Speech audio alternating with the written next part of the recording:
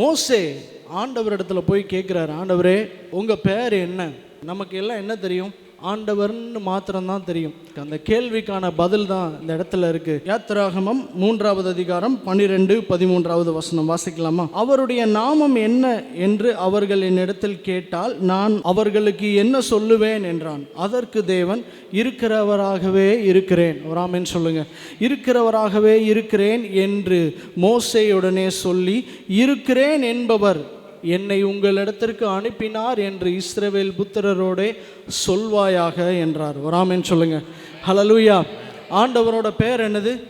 இருக்கிறவராகவே இருக்கிறேன். அப்படின்னா நல்லா கவனிங்க, இது ஒரு சத்தியம், இதை நீங்கள் புரிந்து கொள்ள வேண்டும். ஆண்டவருக்கு பேரே கிடையாது. ஆண்டவருக்கு பேர் கிடையாது.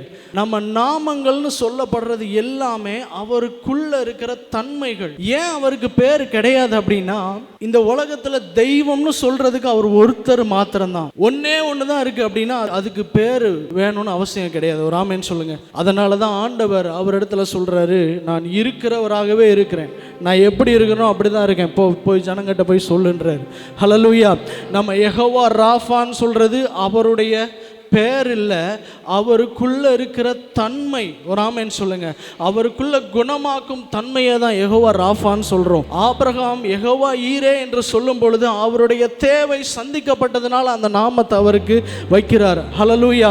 நம்ம வேதத்தில் படிக்கிற கர்த்தர், தேவன் என்கிற வார்த்தை எல்லாமே, தேவன் என்கிற வார்த்தை ஒரு காமனான வேர்டு. தேவன் என்கிற வார்த்தை இங்கிலீஷ் பைபிளில் லார்ட் அப்படின்னு சொல்லப்பட்டிருக்கு. கோர்ட்டில் ஜட்ஜை கூட மை லார்டுன்னு சொல்லுவாங்க. எல்லாமே காமனான வார்த்தை. ஆனால் அவருக்கு ஸ்பெசிஃபிக்காக ஒரு பேர் இருக்குன்னா கிடையாது.